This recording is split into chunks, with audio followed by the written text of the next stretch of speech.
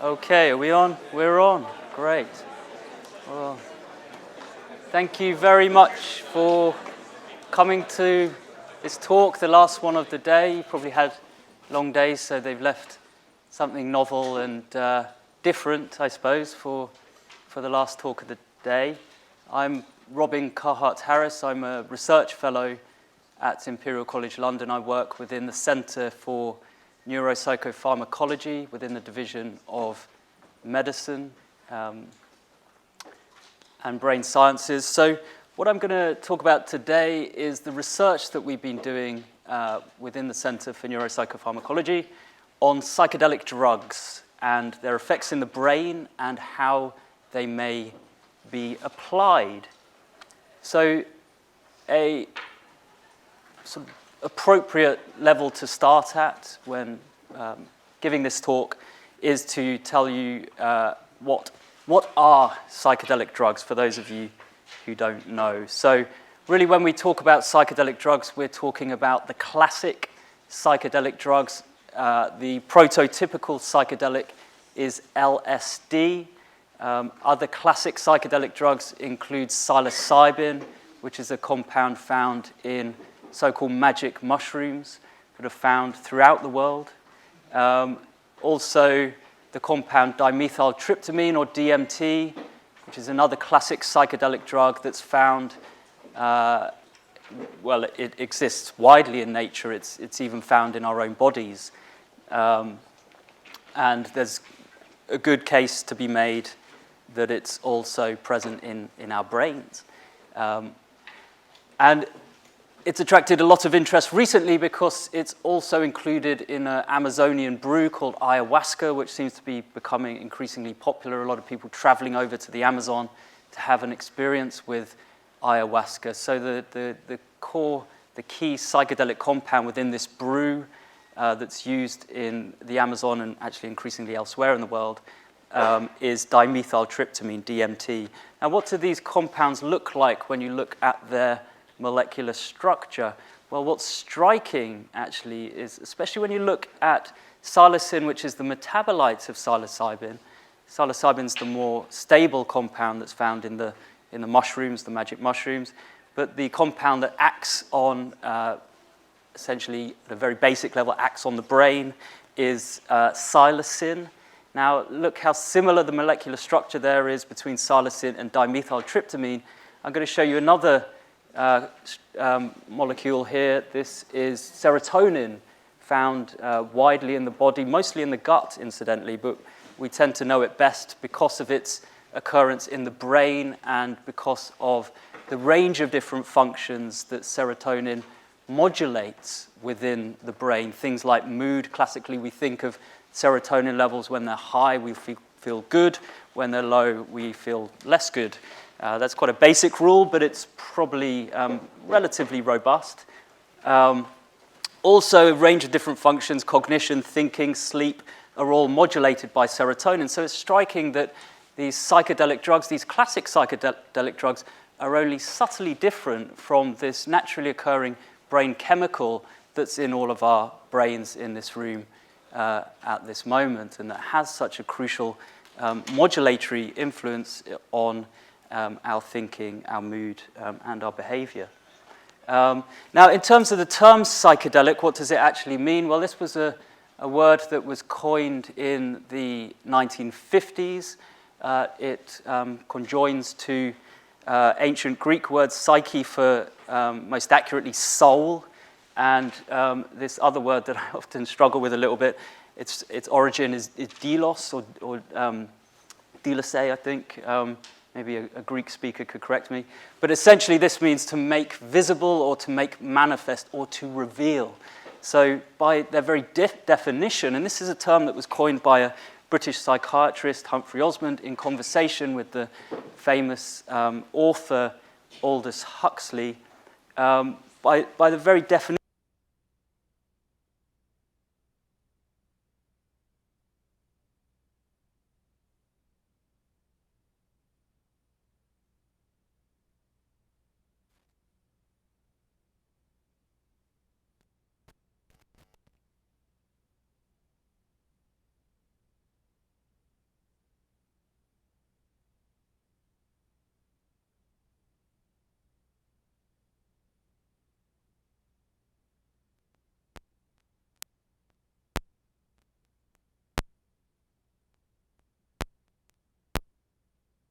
class of drugs. And what does it mean? It means to reveal the soul or to reveal the mind. That's the origin of this term, psychedelic. Interest in the mind, that's naturally fascinating. It suggests we have a tool here that could be particularly powerful in terms of allowing us to explore, to investigate, and to understand the mind. And so why are this class of drugs important? Let's have some empirical research to support that. Well, some nice work has come out of Johns Hopkins in the US. They've looked at the effect of a single high dose of psilocybin, that's the compound found in magic mushrooms, on individuals who've never taken a psychedelic drug before. And they asked people both soon after the experience, but also over a year after the experience, how it would rate or how they'd rank it among other experiences in their lives. And they actually found that 2/3 of the sample rated their experience with psilocybin among the top 5 most meaningful experiences of the whole of their lives. And so that's useful to try and communicate to people who perhaps think maybe this area is a little trivial, a little strange, maybe not something to take entirely seriously. But this helps to communicate that actually, you know, these compounds have very interesting effects on the mind and the brain, and are therefore powerful tools, scientific tools, to understand these things. When put in a context, people would say, you know, other things in the top 5 most meaningful experiences of their lives, they would say things like the birth of their first child or the death of a family member, perhaps. Another thing that the researchers found was that, again, a large proportion rated the experience according to standard criteria for rating a mystical experience.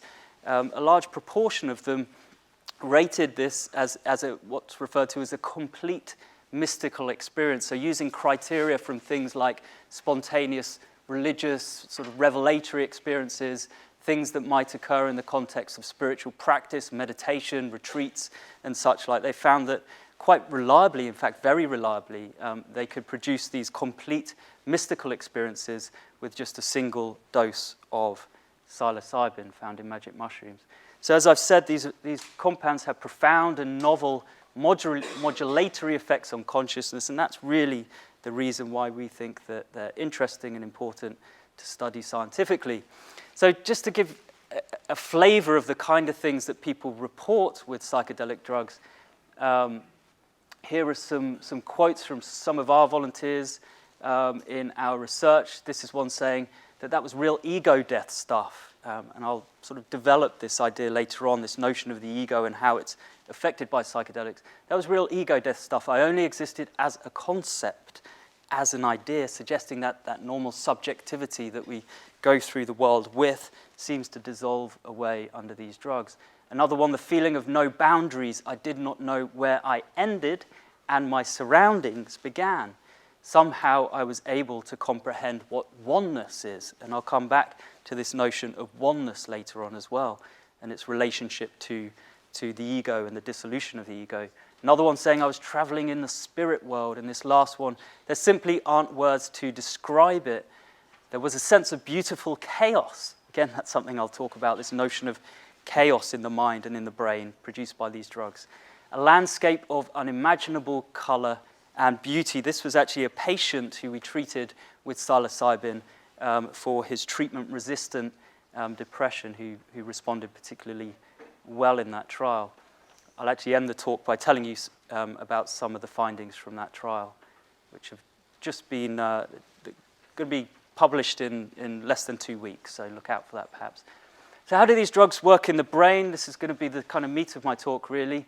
Again, to broach this question at a basic level, we know that a key system in the brain that is affected by these drugs is the serotonin system. It's that's targeted and modulated.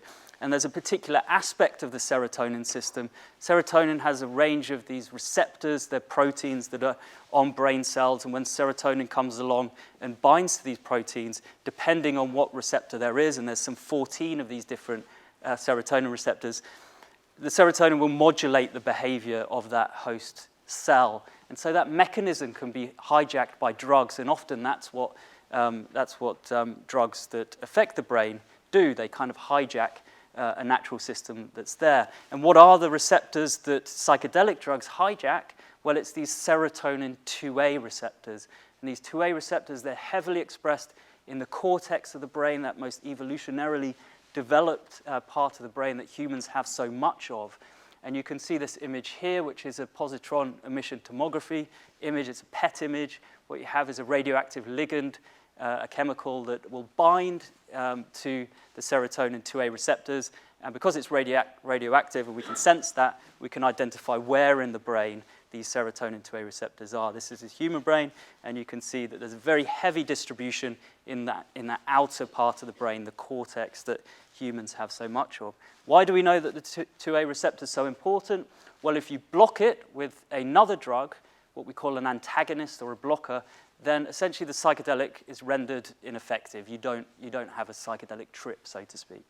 Another thing we know is that the higher the affinity of a psychedelic for the 2A receptor, the greater its potency. So the more sticky it is, and it serves as an agonist, that means it stimulates the receptor like serotonin would. The higher the affinity, the more sticky it is, the more potent is that compound. So for example, LSD, incredibly sticky and incredibly potent as well.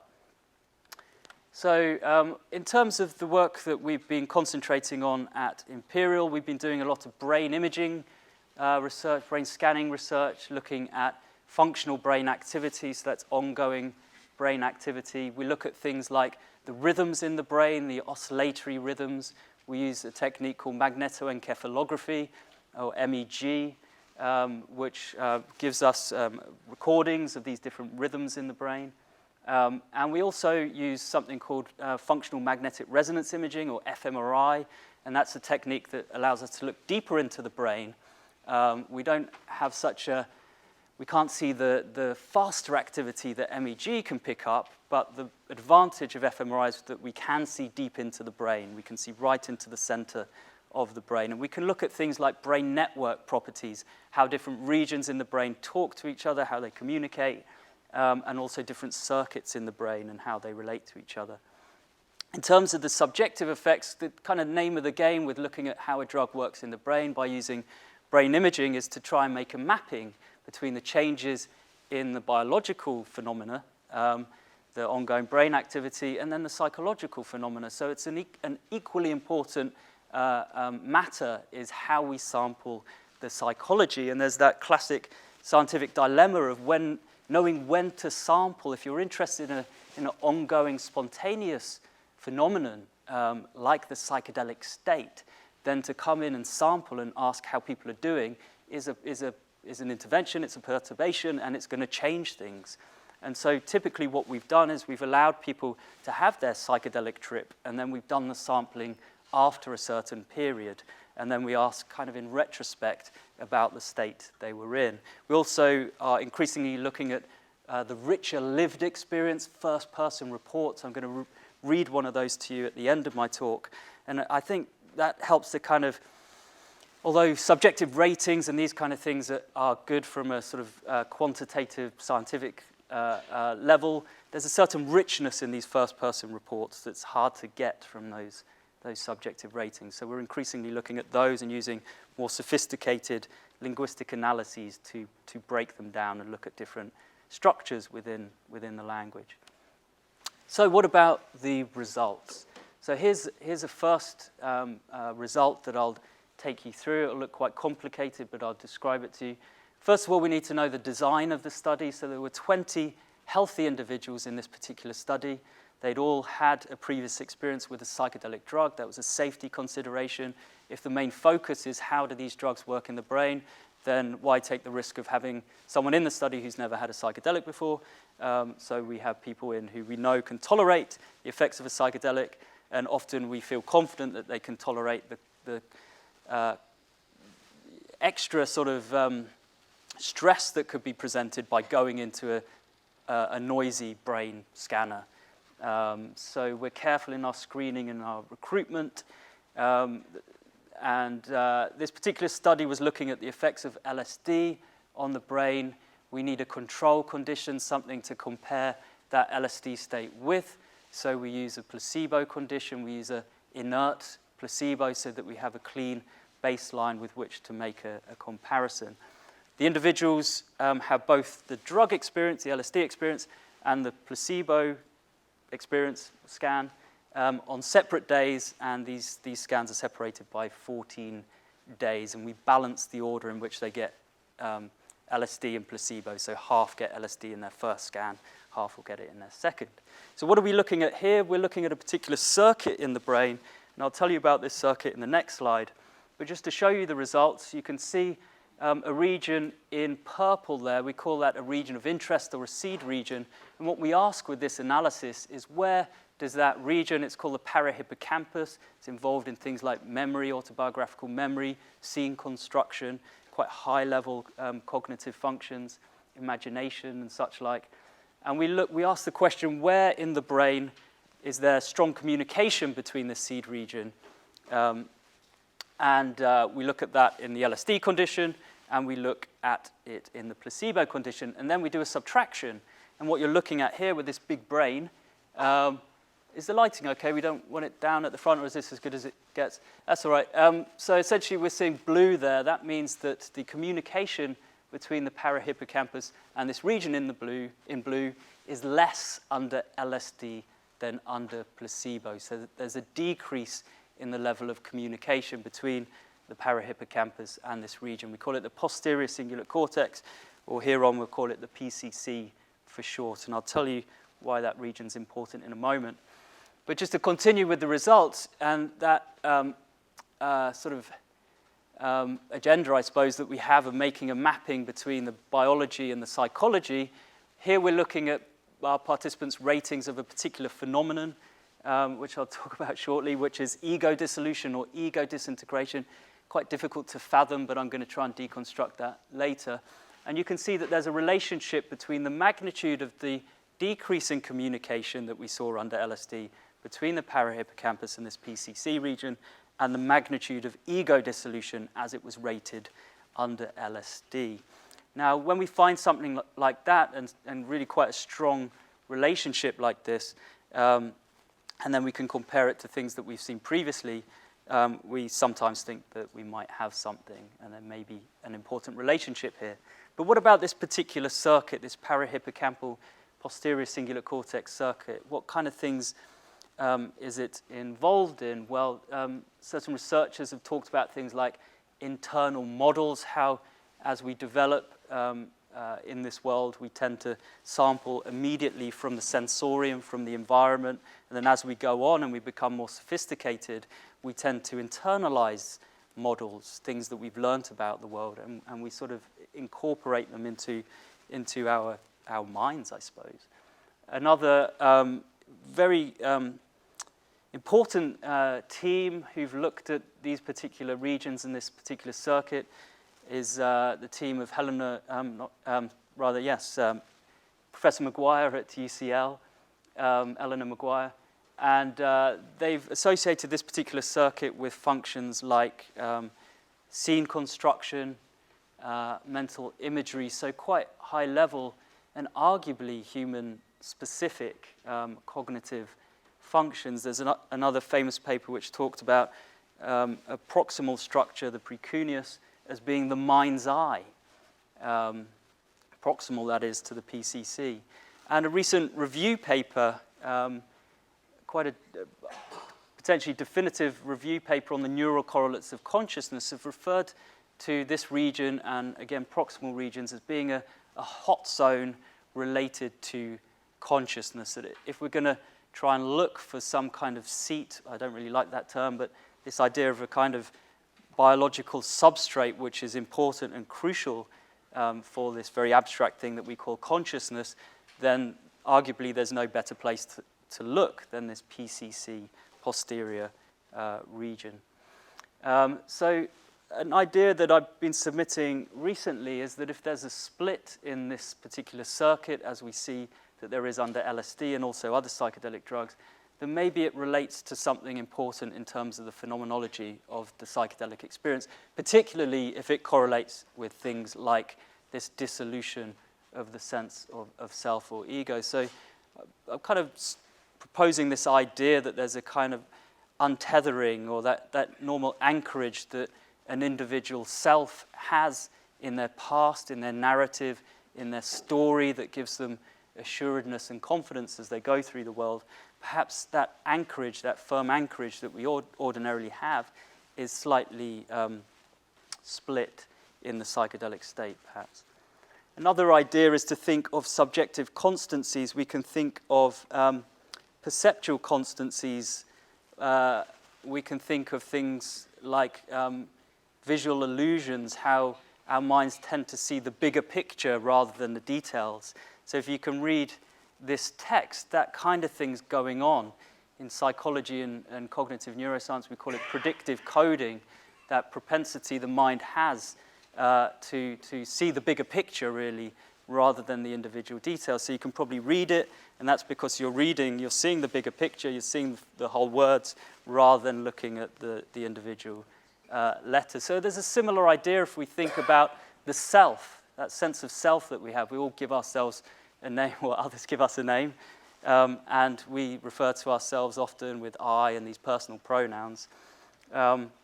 Maybe that's a kind of subjective constancy, a kind of gestalt that we've constructed that we go through the world with, and perhaps that's disturbed in the psychedelic state. So just to develop that idea, this notion of the ego, which is difficult, as I've said, to kind of fathom, really. You only really get a sense of its existence by the loss of it, and that's why these psychedelics can be interesting tools to study it. And so we can refer to it as a constellation construct or an umbrella construct, something which sort of subsumes a number of different things like drive, personal narrative, our own story, our own sense of identity, our ability to reflect on ourselves, a sense of assuredness, that sense of subjectivity, our ability to reality test and not get carried away by fantasy, autobiographical memory and such like. And as I said, these personal pronouns kind of speak to this construct of the ego. And I heard recently something that was particularly nice, somebody talking about the psychedelic experience and the change in the sense of ego that you experience, and how it tells us something about our normal waking consciousness, this normal consciousness that it is so colored and influenced by the ego. And they said that ego consciousness, this normal consciousness that we have, has a focus, it has a direction and a purpose. He said it's consciousness with a point. And I quite like that. And if you look at things like Eastern philosophies, and you'll find similar descriptions of the loss of the self in things like meditation, you'll find that they'll talk about that kind of striving, seeking quality to normal waking consciousness and how this can dissolve away, for example, in meditative practices. At a conference I was at recently, an interesting chap, Anil Seth at University of Sussex, who's a strong advocate of this predictive coding model of how the brain works, gave this interesting take on Descartes' little phrase, I think, therefore I am. And he said that in thinking about the sense of self and its existence and its construction, we could adapt Descartes' phrase and say, I predict myself, therefore I am. So there's something in kind of constructing and consolidating through prediction, really, our sense of self that kind of perhaps validates our own existence in the world and may be the reason that we do that. Also, you could think of someone like Donald Trump, who perhaps, or any politician really, or anyone, all of us, and the way that we, through our behaviors and who we think we are and such like, tend to kind of consolidate our identities, you know, and notions of nation and such like, and how when we incorporate these into our psyche, they almost kind of give us that assuredness and sort of evidence, if you want, for our own existence, like we're really real and important. So what we tried to do at Imperial, because this material is so difficult, it is very high level. You thought this was going to be fun, didn't you? Because it is so high level and difficult to unpack, we're trying quite hard to do that at Imperial.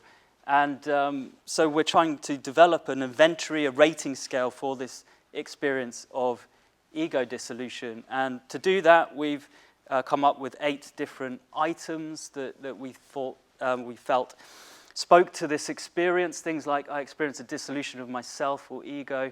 I felt at one with the universe. Out of curiosity and actually with a prior sort of prediction, really, we threw in some arguably sort of orthogonal, if not sort of opposite experiences or feelings. Things like I felt especially assertive, I felt more important or special than others, my ego felt inflated.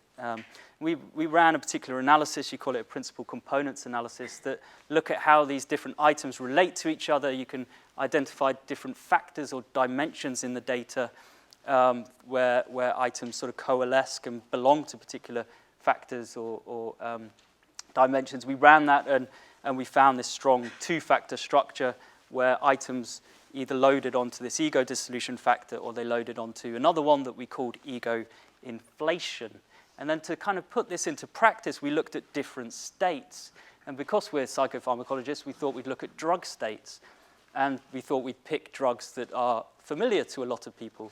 So we looked at psychedelics, we looked at cocaine, and we looked at alcohol. And then in blue, you have, what we did is we asked people to report on a typical experience with one or all of these drugs, and then to provide us with the estimated dose that they took, and then to think retrospectively how they would rate on these different items of ego dissolution and ego inflation. We found that there was a strong positive relationship between the dose of LSD that was taking, or equivalent, psychedelic equivalent dose of LSD, so it could be any classic psychedelic drug, and ego dissolution. So the higher the dose of a psychedelic, the greater was this experience of ego dissolution.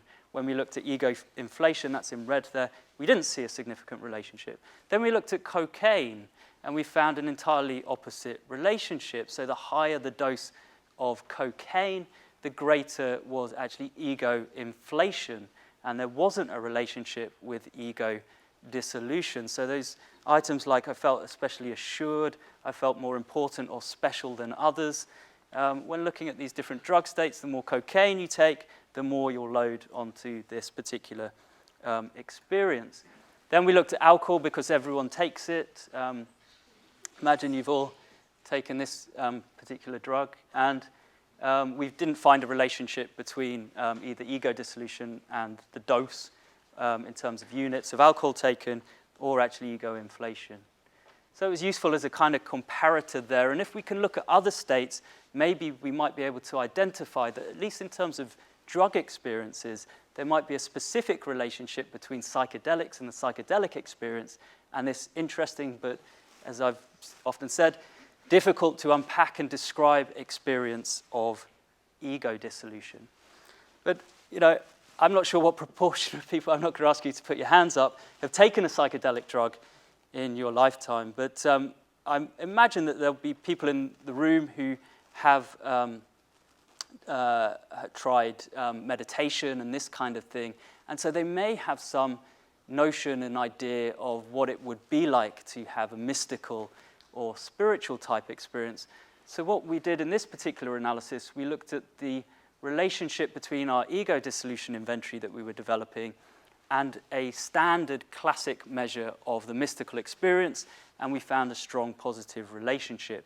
Now, what kind of items make up the mystical experience questionnaire? You have things like the experience of fusion of your personal self or ego into a larger whole, or the experience of the insight that all is one. So scholars who've looked at the mystical experience, the like of William James and particularly Walter Stace, have identified this particular aspect of the mystical experience that they call the unitive experience, that sense of oneness, and looking at a range of different religions, identifying and spiritual practices, forgetting about psychedelic drugs, finding that this unitive experience, this sense of oneness, is the kind of essential thing in the mystical or spiritual type experience, however we frame it in terms of the religious dogma that can go with that experience. So it's interesting that there's a relationship there. But to return to the brain imaging data, as I said at the start, the psychology is as important really as the biology. We're trying to communicate how these drugs work in the brain. But let's return to that mapping between the biology and the psychology. This time looking at psilocybin. This study had 15 healthy volunteers. We give 2 milligrams of psilocybin intravenously. That's a moderate dose. I should have said that the dose of LSD that we give is moderate as well. And we compare it with placebo, which is a saline infusion, so inert, but nevertheless controlling for the rest of the conditions, the experimental conditions. Now, what we're looking at here is a change in a particular rhythm in the brain. We call it the alpha rhythm. Incidentally, it's a rhythm that's particularly prominent in humans relative to other species, and it's particularly prominent in adults as well. So there are things that are suggestive there that there might be something interesting in terms of this particular rhythm, in terms of our own psychology and high-level functions that we have, such as having a sense of self and having this thing that we call consciousness. Now, what we found in this particular analysis was that the greater the collapse of that rhythm, the greater were ratings of ego dissolution. So this is kind of fleshing out what we're gleaning, both about how you can modulate the sense of self or ego under a psychedelic, but it's not just telling you about what the psychedelic's doing and how it's working in the brain. It's telling us about the neural substrates of the sense of self or ego in a way, irregardless of psychedelics. It's telling us about that baseline state, because that's the other side of the coin, right? That's the other aspect of the comparison. So that's, in a sort of defensive kind of way, why it's important to do this research, that we're learning not just about psychedelic consciousness, we're learning a lot about consciousness itself. And just to say, you could see this chart on the right. This is doing a similar kind of analysis, but this time with LSD, which is a similar compound to psilocybin, and essentially finding a similar thing, a drop in alpha, in the alpha rhythm, again in this posterior cingulate cortex region of the brain. I don't think I've got a pointer, but it's this part of the brain. Can you see the cursor? Yeah. And here's the normal sort of power spectrum. So this is alpha. You can see it's a very dominant rhythm. There's a lot of it. It's very prominent ordinarily in the placebo condition. This is the LSD condition. You can see it's slightly sped up and dramatically sort of flattened. Much less of this normally very prominent rhythm. I'm going to tell you what that might mean in a moment, but before I do, another thing that we've found is that a particular brain network, it's called the default mode network. If there's, in terms of spatial coordinates, the best candidate for the sort of neural substrates of the sense of self or ego, then it would probably be this default mode network that offers us that. We know it's related to things like self-reflection, theory of mind, very high-level, arguably species-specific functions.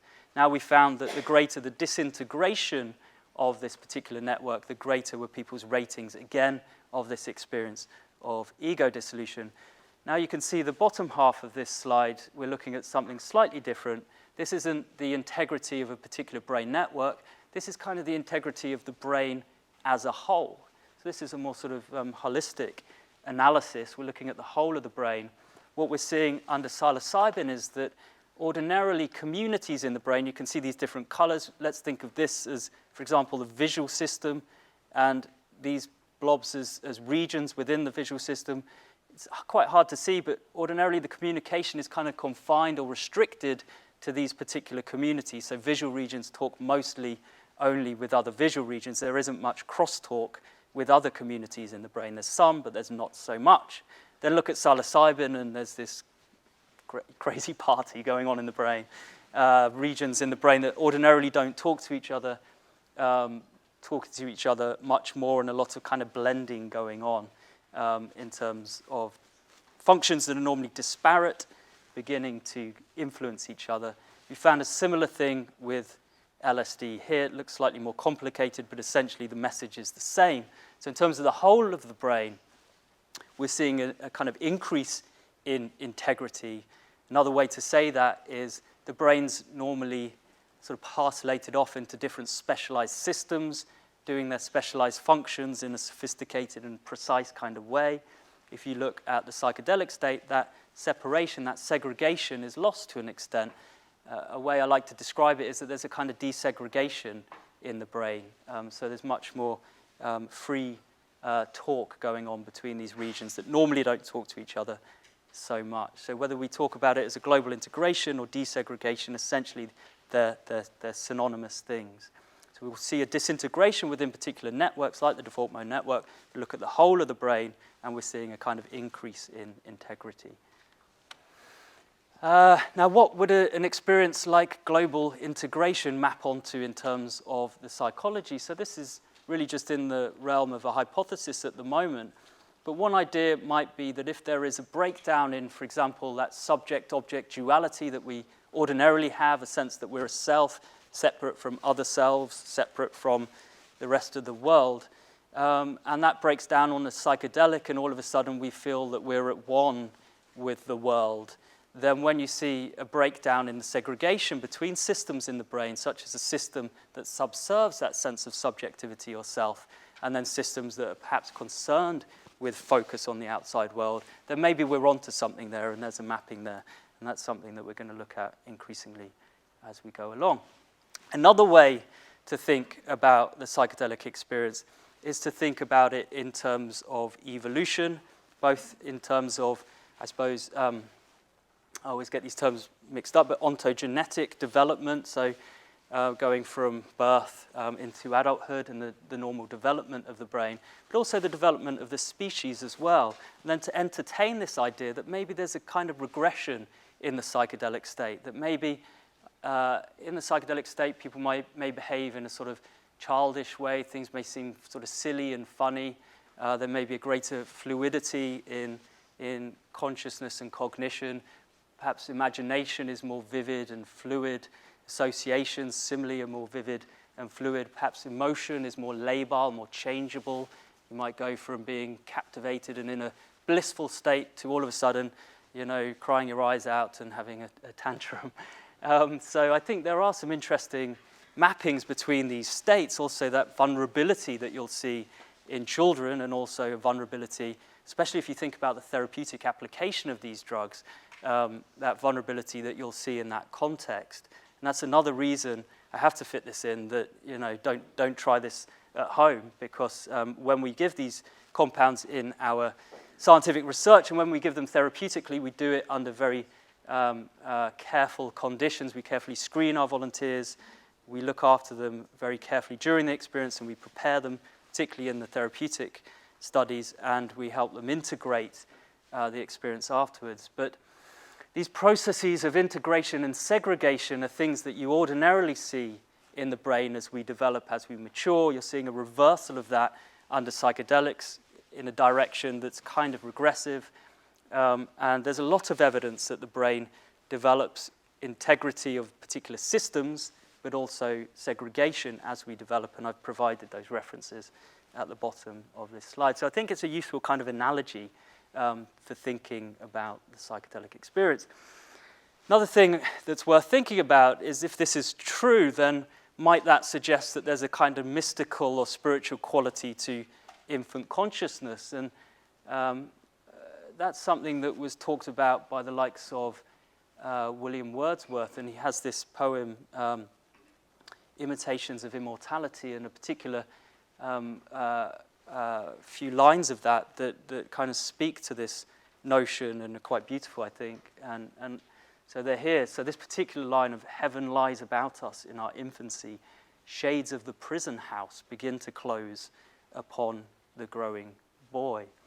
And another piece of text that speaks to the kind of underlying mechanics here, from a nice paper by the developmental psychologist Alison Gopnik, and I'll read it to you. It says that adults and children may differ in the strengths of their commitments, with children holding more diffuse beliefs. The possibility is consistent with the difference between a low temperature and a high temperature system. to borrow an analogy from statistical physics, adults have congealed in their beliefs and are hard to shift. You might think of something like depression as being an example of that, while children are more fluid and consequently more willing to entertain new ideas. So this measure that's applied in statistical physics and thermodynamics and information theory of entropy is also something that kind of works on a psychological level. And entropy really is a measure of our uncertainty about a system, its unpredictability. Now we can think about the psychedelic state and perhaps the infant state as being a state where things are unpredictable, where we don't have that assuredness that we develop when we enter that prison house of adulthood. So it's interesting as a measure, but also as a kind of analogy for what happens in the psychedelic experience, that there's a kind of disintegration, a kind of introduction of fluidity and possibility, and what that maps onto in terms of that loss of assuredness and that entering into a state of uncertainty and fluidity, a higher entropy state that you would see both in the psychedelic state, perhaps in the infant state as well. And this is a slide I made about 10 minutes before my talk, which is never a good idea, but this notion, this way of characterizing the psychedelic experience as chaos is only so good, I think. And this quote I picked up on from Carl Jung recently, that in all chaos there is cosmos, in all disorder, a secret disorder. I think if the psychedelic state, just like the infant state, was just noise, it wouldn't be interesting. And what you see, for example, when you give these compounds in therapeutic work, is a kind of sort of secret order, these sort of emergence, these moments of emerging order, perhaps insights of a kind of philosophical nature, things related to that sense of oneness, perhaps that the ego is a construct, or there may be more personal insights, perhaps how we relate to other people, how perhaps we're going wrong in our lives, and this kind of thing. Just to bring us back down to earth, I'm going to end now with some slides and some discussion of our therapeutic work with psychedelics, and specifically psilocybin, the compound in magic mushrooms. And so what kind of things motivated and what kind of evidences supported us doing this quite challenging clinical trial? So if you look at a very low level, let's look at work in non-human animals. And it's been found that if you stimulate the serotonin 2A receptor, you can promote cognitive flexibility and also learning. And if you block that receptor, you can retard, you can impair those things. It's also been found that a serotonin 2A receptor agonist that would have psychedelic properties in humans doubles a particular marker of neural plasticity, or the growth of new synaptic connections in the rodent brain in the cortex. So doubling of this thing called BDNF in the cortex with 2A receptor, serotonin 2A receptor stimulation. And so that and some of our own brain imaging work, looking at particular circuits and how sort of pathological overactivity, for example, in certain regions can be normalized by psilocybin, as it can be by a range of different antidepressants. All this work helped us win a Medical Research Council grant to do a feasibility study looking at psilocybin as a treatment for major depression. So this was an open label trial. That's a major caveat. It's worth bearing in mind. That means that there was no placebo control in this particular study. We were looking at feasibility, really, and gaining an impression of efficacy as a prelude to what we call a randomized control trial, where we'll have a placebo arm. It's treatment-resistant major depression, so that means that the patients recruited to the trial had tried at least 2 different antidepressant medications of different classes that hadn't worked within their current depressive episode. We give 2 doses of psilocybin, what we call a low dose, 10 milligrams, and then what we believe is the treatment, the therapeutic dose, 25 milligrams, which is quite a high dose of psilocybin. intended to produce these kind of mystical or spiritual type experiences, and these sessions are separated by 1 week. We do careful preparation with our patients who are very carefully screened. We look after them. We have 2 mental health professionals, either psychiatrists or a clinical psychologist we have with the patient at all times, and we have quite thorough integration work afterwards as well, talking through the experience. We also incorporate brain imaging. I'm not going to present that, but we have done that, and we're just getting the analyses processed at the moment. So here are the results. It was quite a dramatic effect 1 week post-treatment. This is important because standard antidepressants can take a few weeks to kind of kick in a way and start to have an effect. But the antidepressant effect with psilocybin seems to be rapid, and you can see a bit of bounce back at 3 months, and sort of not much more really at sort of people going either way at 6 months. If you run a statistical analysis on these, the effect size, which is a kind of indicator of the magnitude of the effect, we can run our standard t-tests and get our p-values. I should say that all the contrast versus baseline are highly significant, but perhaps the more interesting thing is how big is the effect, and perhaps how would you compare that with other treatments, albeit with the caveat that we didn't have a placebo arm in this study. Well, actually, it's a huge effect. It was an effect size. It's conventional to think of an effect size of 0.8 and above as large. Placebo, meta-analyses, that means the pooling of a lot of studies. The effect size of placebo is about 1 in clinical trials. Antidepressant medications, psychotherapy, about 1.5, slightly over. We were seeing effect sizes of 3.2 or 3.3, 1 week and 2 week post-treatment. Everyone except 1 patient in the full 20 showed some improvement 1 week post-treatment. Remember, these are patients who've often had depression for most of their adult lives. I think the average duration is between 15 and 20 years for the duration of their depression. So something clearly is happening. And you do see some relapse, so this isn't a golden bullet. Certainly, this is a sort of feasibility study. It's very, very early days. There's a lot more to do, both in terms of testing in a more rigorous way how effective this is, but also learning how to optimize this particular treatment. So there are things that we've picked up on that we think we could do actually much better in terms of treating the patients and looking after them. Remember also that there's a kind of synergy going on here, both a treatment that works on a pharmacological level, a chemical effect at the level of brain receptors, but also something happening at a psychological level. So this isn't just psilocybin, this is psilocybin with psychological support. And so the next trial will allow us to glean how important and how significant is that psychological support element if we have the same level of psychological support in the placebo arm.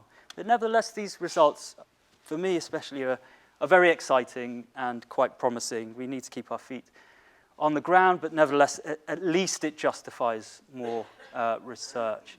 Now, I've highlighted a patient here because for the last 2 minutes, I'm going to read a little vignette from this particular patient, because I think you should get an idea of the kind of thing that people were experiencing in these trials. So I've got it so that it's anonymous and not personally identifying.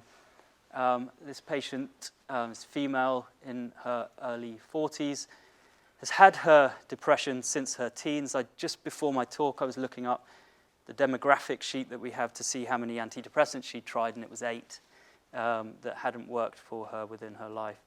And so she was the one I showed you on the previous slide in blue, bit of a blip at 3 months, but back down into, that's remission actually below 5 at 6 months. So looking okay for her. So I'll read you her vignette, and then I think I'll end there, and hopefully there might be time for a couple of questions. So it goes as follows. The first thing that I noticed after the medication began taking effect was an energy buzzing through my body, then numbness, especially on my left side. I did not see any visuals or colors, I just experienced this feeling. I should say this is on the high dose, the second session of the psilocybin. Next, I saw my grand aunt's home in incredible detail. The house burned down 10 years ago and was in disrepair for 10 years prior to that. But the images were of the house the way it was during my childhood. Typically, patients lie with their eyes closed and listen to music. That's the kind of default conditions in the trial. My aunt died in 95, was approximately 80 years old. She'd married, but her husband died when she was in her 40s, and she never remarried or had children. She always impressed me as quite a lonely, bitter woman, and I think I've been worried about becoming like her as I get older. Because I'm unmarried, I don't have children, and I spend the majority of my time alone. In the next stage, I recall having slow, rigid, methodical movements in my legs and feet, and this was something quite interesting to watch. She was sort of moving her legs up and down in a sort of marching kind of way. And we were curious about what was going on, but we just let her go with the flow of the experience. She says, I felt that I was walking with great effort, and it was not voluntary, it was compulsive.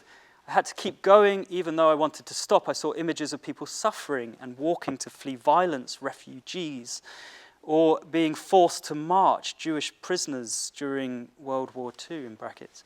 I remember feeling incredibly sad and crying a bit. I looked up to the heavens and questioned God as to why there was so much suffering, and I pointed my finger at God in an accusatory gesture for allowing these things to happen. In hindsight, I think that this walking, marching represented that despite suffering, we must keep going. We can never give up, and this is a basic part of our human nature. I then heard this voice, first very masculine and very strong, and it told me how much it loved me. And I knew that this was the absolute truth. It told me that although there is much suffering in the world, there is so much joy as well. The voice told me to focus more on the joy and beauty of life, not just the suffering. It told me that I have great compassion. Consequently, I take on too much responsibility for others. As human beings, we should care for each other, but everyone gives a little. It also said I have a great capacity to experience joy, and I need to concentrate more on this. It told me that there is a balance between suffering and beauty in life, and I should seek balance in my life. I then heard a more feminine voice, but it was the same spirit or essence. Both voices referred to me as my darling and spoke in a very loving tone. The female voice gave me advice about life. She told me to love everyone, but be clear about who I am and what I believe. She told me I should not let anyone or society define me, dare to be different. She told me that life is all about choices, and she wants me to choose to be happy. I must choose happiness. She kissed my cheeks and used my hands to show my muscles how to smile, shaping my face. She told me to walk with my head held high and tapped under my chin, pushing it up. She told me to always trust my intuition. She told me not to eat land animals. Fish okay, in brackets. That's convenient. She told me not to forget to laugh. She told me jokes and teased me about my sense of humor. She told me, despite my sadness, this had not been lost. She told me to hold on to my faith.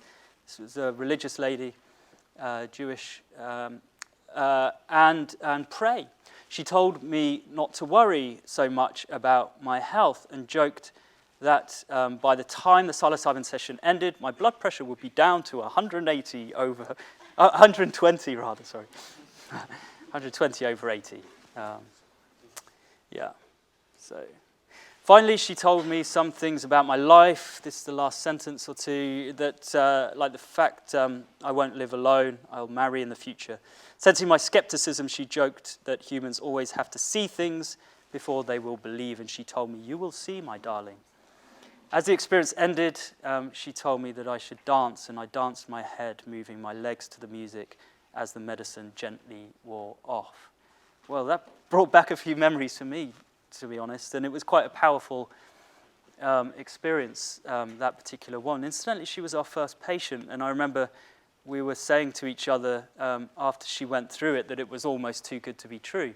I think that's kind of borne out. Now that we've done 20 patients, it feels as though, yes, this is promising, but like I said earlier, it's not so simple.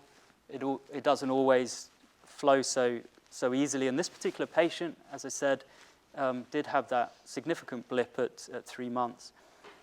So it kind of emphasizes, I think you can probably see some of the vulnerability in there as well. It emphasizes the importance of that psychological component and how these are incredibly potent and powerful substances that aren't recreational drugs. They don't really fit the standard criteria for recreational drugs. They're not Moorish, they're not addictive. Animals won't self-administer them. Humans typically would take them at most every sort of few months, really. They're not something like cigarettes that you take every day or caffeine or whatever. So they don't really fit that classic mold, really, of a recreational rewarding drug. But nevertheless, there are potential risks there. So what is the serotonin 2A receptor for? I think it's quite nice sometimes to talk about the high-level psychology. It's a kind of reminder of the richness of what is there to study in terms of psychedelics. To talk about that high-level psychology and then bring it back down to our knowledge that we know what particular serotonin receptor these compounds work on. And so given that these receptors are there, they're there ordinarily, they're there in all our brains, what might they be there for? And so it's interesting to entertain the idea that they may be there for change, perhaps sudden, perhaps dramatic change, perhaps when conditions make that necessary. And this is a quote that I'll end with from George Bernard Shaw. I really should read some of his work because it's a great quote. And it says, those who cannot change their minds cannot change anything. With that, I'd like to thank David Nutt and those who've supported the research and the broad team that have all played such an important role in making this happen. And thank you for your attention.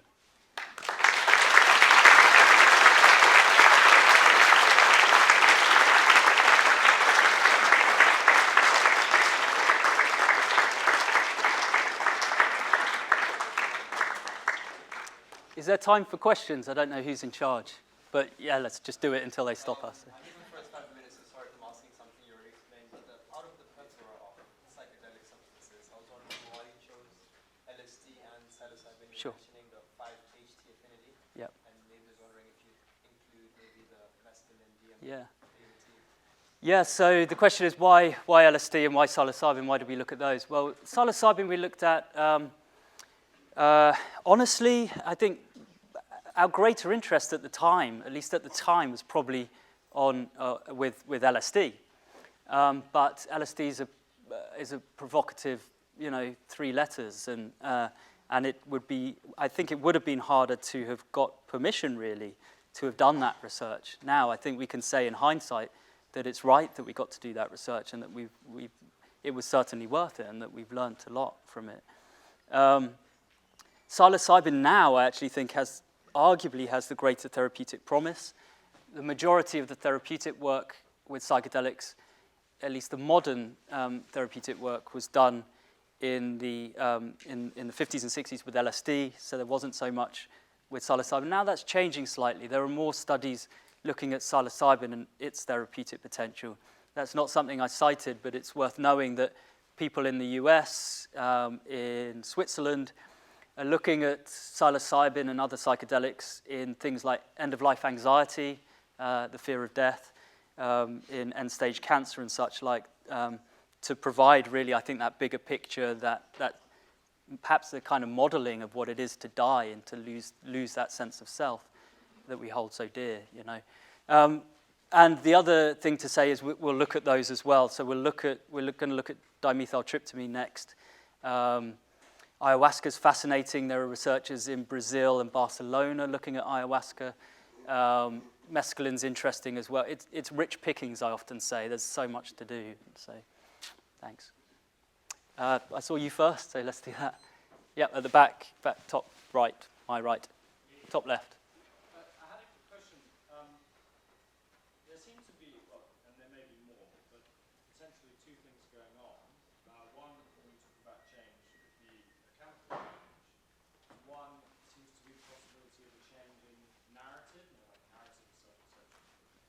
wondering what the relationship between those two things is. I mean, whether that's even the right kind of digestion of things, and whether you think, what effect do you think each of those is having in leading the general change that people are experiencing? I think that's a golden question, really, is, how much of it's the chemical effect. Could you give these compounds without the psychological support? Is there something intrinsically healing, if you want, about the experience? And then how much of it's contingent on the framework, the change in perspective? What's the mapping there? In terms of the mapping, I think it's one around change, so some kind of sort of, in a way, dramatic change in perspective and perspective, really. But what's the nature of that change? Well, it seems to be one in the direction of greater flexibility of thought. Typically, patients report feeling sort of more headspace after the experience. They don't report and they don't show sort of manic-like behaviors and sort of drive and I must get on kind of things, or a kind of worrying sort of wellness. They're more likely to report a kind of calm afterwards. And so I think one way to think of it is a kind of normalization of in depression at least, of a system that's become entrenched and sort of limited in its dynamics. And what we introduce with the psychedelic is a kind of freeing of the dynamics, greater fluidity. What might that map onto psychologically? Well, I think it is a more fluid, flexible state. Is that intrinsically healing? I wouldn't want to rule it out, actually. But I don't think it's necessarily healing, in that things could go wrong. And that's one of the reasons why we have the therapeutic support there. So you do induce a state of plasticity, a state of flexibility, and you try in a sort of supportive kind of holding way, not in a sort of harsh directive way, to sort of facilitate a positive direction with that state of heightened plasticity. So it's like anything, it's like the relationship between the mind and the brain. They're different on the level of our descriptions of them, but of course they're flip sides of the same coin, and the relationship is, at least on some level, one-to-one. The mind is of the brain. I was just curious, very quickly, when you read the quote at the end, there were a lot of these kind of tropes that you hear a lot. So eternal figures, talks of love, talks of Yeah. universality of the universe. One presumes that a lot of people read that stuff all the time, and one presumes on the basis of talks about depression all the time, makes no difference. These are all presumptions. In that case, it would lead one to think that potentially it's a chemical change, because the ideas are there already. Once she's receiving them in some way. Yeah, I tend to think they arise spontaneously. I think things like priming and suggestion may play a role. That's another interesting topic. I mean, it's a massive debate that we could talk about for a long time. I tend to think it's a relationship, and for fairness, I think we should probably move on. Yep. Question as a researcher. When you do your full study, have you given thought as to how you will control the mood-altering variables in the post-treatment period? I'm concerned that some of your subjects may be Leicester City supporters, but others may be Aston Villa supporters. Do you know, it's actually a valid point, because in all seriousness, life, this seems to work.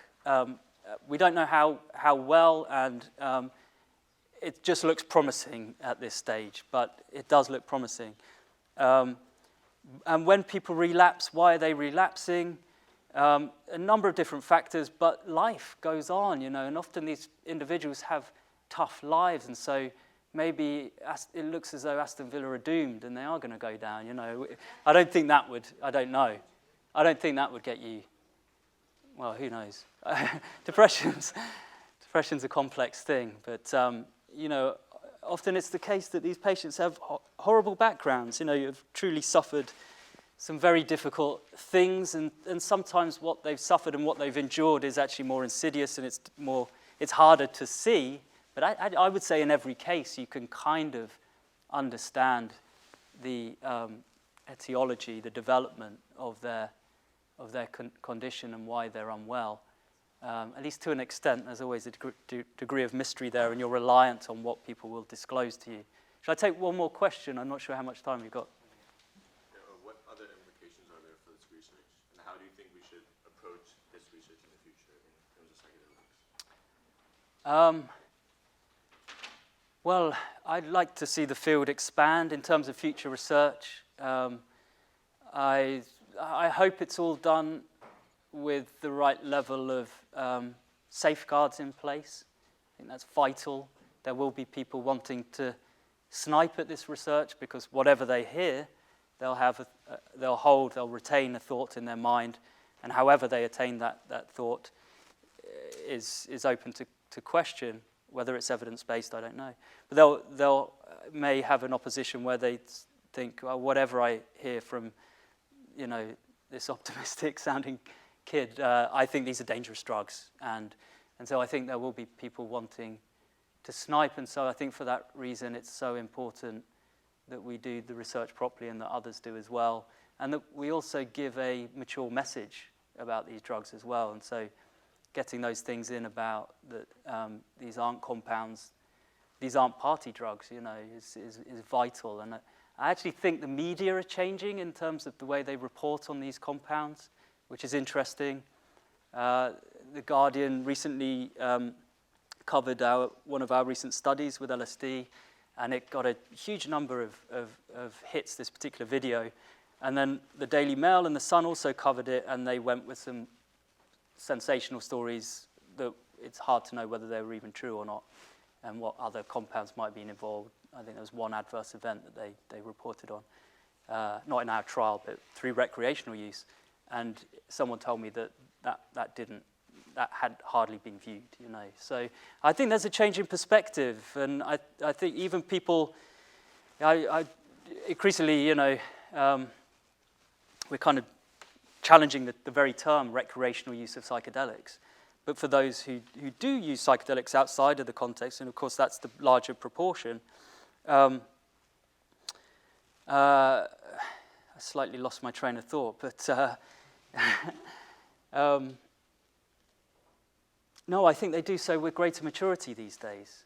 I think that's the thing, and they know that they're not party drugs, and so they bear that in mind. And when they don't, and when you hear about these things going wrong, often in these tragic cases, often that hasn't been adhered to. There hasn't been a sober sitter with these individuals, for example, and then things can go wrong and it can be very tragic. So, yeah.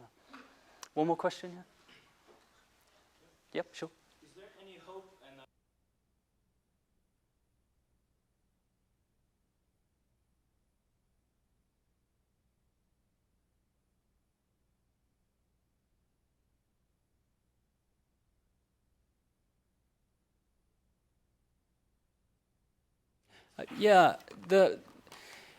So at the moment, psilocybin and mushrooms are Schedule I drugs, and that means, according to those criteria, that everyone's going, they're less interested in policy. That means that they have no recognized medicinal value, and we're requiring evidence, and others are to challenge that perspective, and also that they have a significant potential for abuse. Well, they have some potential for abuse, so does alcohol and a lot of, some other legal drugs, right? So are those criteria valid? And I think this may be, in time, again, this might be an optimistic view, but I think those criteria will have to be revised because they're not based on solid science, and especially if you look at a comparison between drugs that are legal. That's why, like, the psychoactive drugs bill was so ridiculous and why it had to be dropped in the end, because it just made no rational scientific sense. So, thank you very much.